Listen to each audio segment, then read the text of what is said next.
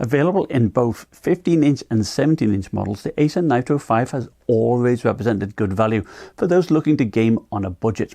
Last year saw them equipped with quad-core CPUs from both Intel and AMD, as well as the GTX 1050, 1050 Ti or AMD RX 560X.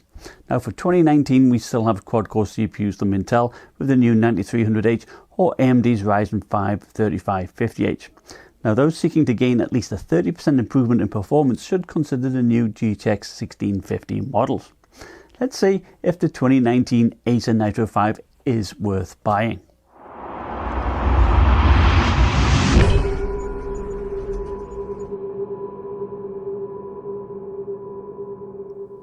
Hi, this is Stephen from OWNorDisown. Today I am reviewing the 17.3-inch model with an i5 9300H CPU. It has GTX 1650 graphics, one stick of 8GB of RAM, a 512GB Western Digital NVMe SSD and a 60Hz IPS display. Now my unit retails for $880 and the 15-inch model with a 128GB SSD and 1TB hard drive for $830. It's an all-plastic build, black in colour with red backlight keyboard and a dark red hinge cover. I actually don't mind the red keys. Sure, it would be nice perhaps to make them white, but it does blend in well with the clean black look of the chassis and red accented trackpad. The black lid also has a clean look, and I appreciate that there are no red accents. The LG panel is 60Hz, so if you are seeking a higher refresh rate, you should consider going for the Nitro 7, which is about $200 more expensive. Now, although the colour accuracy on this panel is not great on paper, it definitely was bright enough, and at 409 nits, it must be one of the brightest panels I have looked at. This and the decent contrast of 800:1 made the display a pleasure to use for its intended use of gaming, media consumption and work. Now despite the brightness, it does look a little bit washed out under bright lighting. In my backlight bleed test, it performed great. On the left hand side we have the Kensington lock, Ethernet jack, HDMI, USB 3.1 Gen 1 Type-C and two USB Type-A ports.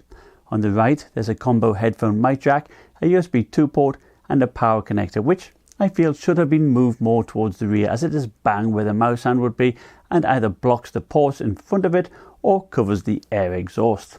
Now the back has the word Nitro written on the hinge cover, and I like that they didn't use any red accents on the rear grille. Now notice that we only have one air exhaust. At just over 1 inch thick and £5 15 ounces or £7 3 ounces with the power brick, it is fairly portable. The plastic trackpad is fairly large and it uses ELAN drivers. Now gestures and tracking actually worked pretty well.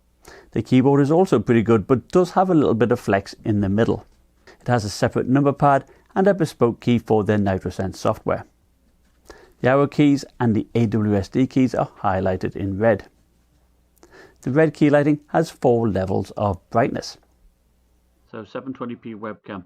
Doesn't look too bad, although the light does seem to fluctuate a little bit on it. Currently I've got auto fan, so let's see what it's like with max fan. That's the max fan. And when I type, all in all, it doesn't seem too bad. The previous model had access covers for upgrades, but this time around you have to remove the back cover. Inside we have the 59 watt-hour battery, which is good for 6 hours of streaming YouTube at 25% brightness. You have the stereo speakers which fire down at the front, and you have 2 RAM slots, of which one is populated with one stick made by Hynix. Now I did do tests running both single and dual channel, so you can see the difference in performance. For Wi-Fi, Acer uses the Intel 9560, which is good, and you have some good storage options as well with 2 M.2 slots and one open 2.5-inch bay. You have the GPU and the CPU here with 2 shared heat pipes, same design as last year, pushing heat out of one large heatsink. And you do have one small one at the side, which strangely seems to exhaust heat into the system itself. Installing a hard drive is easy. They provide the SATA cable, which you attach one end to the drive and the other slots into the motherboard. The NitroSense software allows you to adjust the fan speed. Now at idle using auto fans, the fans spin around about 2000 RPM and are quite quiet at 35 decibels, which is basically the sound of my studio. Max fan increases the CPU fan to 6000 RPM and the GPU to 5660. At this level they output 50 decibels, which isn't too bad really. You can certainly hear it, but it's not loud enough that I couldn't hear the gameplay through my speakers. The speakers also sound quite good and reasonably loud at 70 decibels. So with the CPU under load using auto fan, the fans spin up to about 3500 RPM, and they have a cooler boost option as well. And when that is activated, basically nothing happens. I noticed this in both the Helios 300 and the Triton 500. It basically is a waste of time. Maxing out the fans does lower the CPU temperature nicely though. Now if the fan noise is an issue, you can set the CPU and the GPU fans to what value you like, which is a nice option to have at this price point. Other options include an LCD overdrive, which on the Helios 300 and the Tritons decrease the response time of the panel to 3 milliseconds, but I believe this only works on 144Hz panels like on the Nitro 7. The chassis remains quite cool, even under full load, and even underneath it is fine. The power supply they give you is 135 watts, and the max pull I saw from the wall was 124 watts, so that was fine. I've tested a few laptops with a 9300H now, and it's generally a good CPU.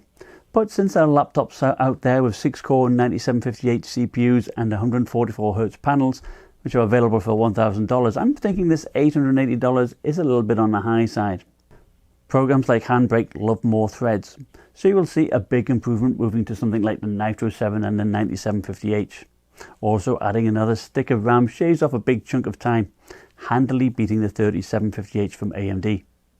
In Cinebench R15 it scored 700 points, and then Cinebench R20 1633 points. Firestrike saw a score of 8047 and TimeSpy 3637 points. I enjoyed gaming on it, and the following gameplay footage is taken with single channel RAM. Now if you do want to see how dual channel RAM gets on, I suggest you watch my live stream gameplay here. Now without a doubt, with dual channel the CPU does work harder, and it does take a little bit more cooling. Definitely actually needing the max fan and possibly even an undervolt. Here is Far Cry 5 using ultra settings and using the auto fan. The CPU maintains a high boost clock and the temperatures were okay, but when dual channel it does go into the mid 90s.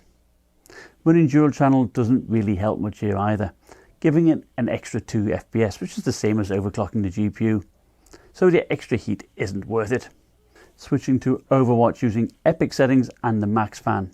Again, the CPU is holding its 4000 MHz boost clock very nicely, and the CPU runs in the low 80s.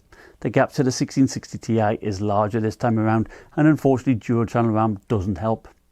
Lowering quality settings yields nice performance gains, so no CPU bottleneck here. Now, here is Battlefield 5 using DX11 Ultra settings. We have auto fan on the left, fans set at 80% in the middle, and max fans on the right. Notice the GPU utilization is only about 65%, so this shows that the quad-core CPU is actually holding it back.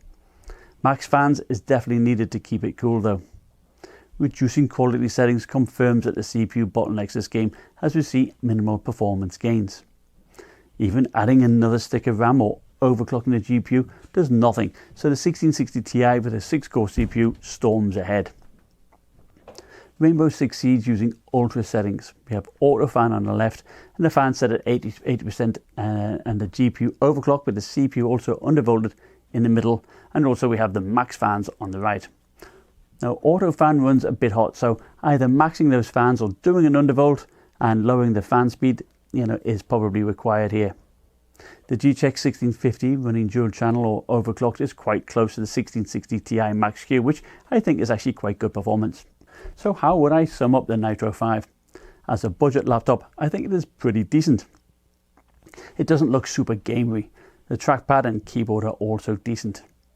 The speakers are good and the screen is plenty bright. I also like that it has plenty of storage and the battery life was pretty good as well.